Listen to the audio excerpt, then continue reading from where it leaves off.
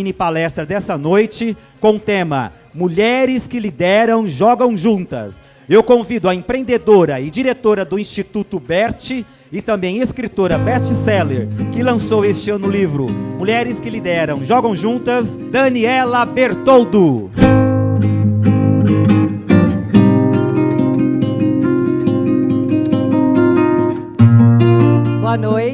Boa noite a todos. Gente, depois de uma apresentação dessa, assim, com o Edu, primeiro que é uma responsabilidade estar aqui falando com vocês. Então, quero começar agradecendo. Meu muito obrigada. Ele falou do livro e eu quero compartilhar com vocês da onde veio a inspiração Mulheres que Lideram, Jogam Juntas. E nesse livro, eu reforço dois grandes pontos que a gente vai falar um pouco aqui, que é sobre a síndrome da impostora, que hoje é uma síndrome que acomete muitas mulheres e também os homens, e também de sororidade, que ele é um tema muito novo, que nós estamos falando agora, mas o conceito dele e a não prática é muito antiga também. Então, para começar falando com vocês, aqui, como toda e qualquer mulher, nós temos um sonho muito grande, de crescer profissionalmente, de ter uma independência financeira, de liderar projetos, de liderar equipes, de deixar um legado. Comigo não foi diferente. Eu, aos 17 anos, fui emancipada pelo meu pai para começar a empreender. Só que o ramo que a gente começou a empreender era um ramo de muita exposição, que era ter um supermercado. E eu, muito nova, com 17 anos, ao longo de 3 anos de empreendimento, eu fui assaltada 13 vezes à mão armada. E a gente entendeu que aquilo não era para nós. E eu decidi ir para o mundo corporativo, mas como uma mulher que quer fazer carreira, que quer liderar projetos, que quer ganhar espaço, uma mulher que quer fazer acontecer. E nesse momento, eu fiz carreira durante 25 anos no mundo corporativo, e todos os meus sonhos estavam sendo realizados. E eu me tornei uma pessoa workaholic, que as pessoas acham que é bonito falar que é workaholic, mas não é. Eu vou provar para vocês que não é. Mas eu entrei nesse ciclo. E foi indo, a vida foi acontecendo, e eu fui trabalhando cada vez mais. E ao longo desse processo, dessa dependência, de que o trabalho, de que o status, de que a posição me nutria, em todas as esferas da minha vida, eu acabei esquecendo da coisa mais importante, que era de mim mesma. E esse é o nosso maior erro. Eu tive filho, eu tenho um filho, Pedro, que não está aqui, com 17 anos, que está viajando com o pai dele. Mas por trabalhar demais e me tornar uma workaholic, eu tive um divórcio no meio do caminho. E durante muitas vezes, eu deixei o meu filho com febre em casa para trabalhar. Mas eu nunca perdi uma reunião de trabalho. E o tempo passou. Eu dormia muito pouco, eu trabalhava muito e vivia para o trabalho. Nesse processo, eu entendi que o CNPJ da empresa era o meu CPF. E que aquilo, se eu perdesse aquele crachá, não restava nada da Daniela. Até que um dia o crachá caiu. E realmente restou pouca coisa da Daniela. Porque eu tinha negligenciado a pessoa mais importante da minha vida, que era eu. E esse processo de reconstrução, ele é um processo muito duro, mas ele também é um processo libertador. E a pergunta que eu faço para as pessoas, e para cada mulher que está aqui, é o seguinte: se hoje cair o seu crachá, o que resta de você? Se hoje você perder o seu status, você perder a tua empresa e você tiver que recomeçar do zero, o que resta de você? Durante 25 anos a minha resposta foi: resta pouca coisa. Hoje, como empreendedora, como empresária, resta tudo.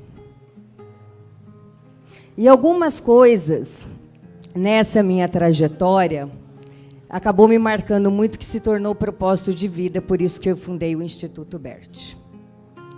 Que foram duas coisas. Primeiro, essa síndrome da impostora, que ela não acomete só as mulheres, mas também os homens. Tem uma pesquisa que mundialmente mostra, depois quem quiser essa pesquisa, trabalhar com desenvolvimento de pessoas, eu posso contribuir, que diz o seguinte: 70% da população mundial vai viver a síndrome da impostor. E o que é isso? É quando você tem todas as evidências, todas, que você é competente, todas. Em algum momento da sua vida, você acha que ainda não é boa o suficiente. E se questiona se você está no lugar certo. Isso aconteceu várias vezes comigo, mas a primeira vez que eu senti isso foi quando eu assumi uma posição de muito destaque numa empresa bem bacana. E no dia da minha posse, eu ouvia os homens dizendo: uma mulher, não aceitamos ser lideradas por uma mulher. Mulher minha, nem gerente de banco. Ali naquele momento, com todas as minhas competências e todas as evidências, eu me senti uma fraude e eu senti pela primeira vez a síndrome da impostora. Se alguém aqui nunca sentiu isso, nunca se questionou, aí essa palestra não é para você, que bom. Mas se alguém em algum momento da sua carreira, da sua vida, do seu negócio já sentiu isso, é importante que você reconheça esses sintomas e que você saiba que isso é normal. Todos vão em algum momento viver esse sentimento. E que é só um sentimento, que ele vai passar, mas é importante que você reconheça. E aí um outro ponto muito marcante que tem a ver com o livro da sororidade, que é essa questão desse apoio mútuo das mulheres.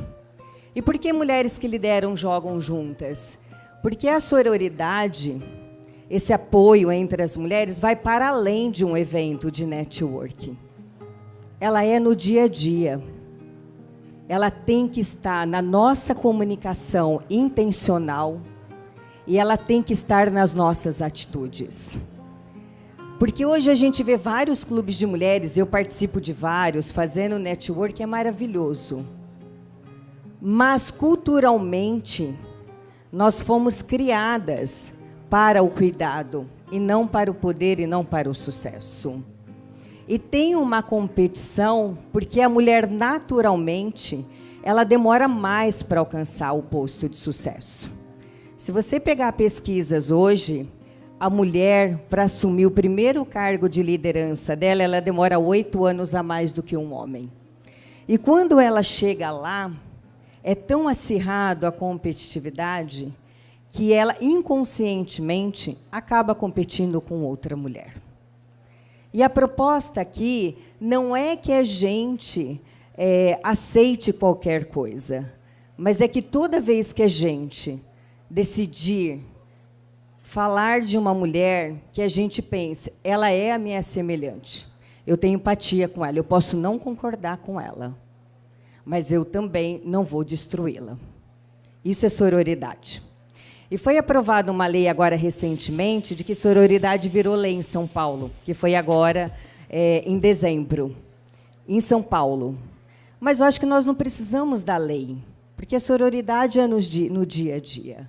Como é que a gente acolhe outra mulher que demora tanto para chegar numa posição de destaque, numa posição de liderança, como vocês estão aqui, e a gente estende o braço. O homem faz isso maravilhosamente bem. É admirável a forma como um homem cuida de outro homem. E nós precisamos aprender a cuidar disso.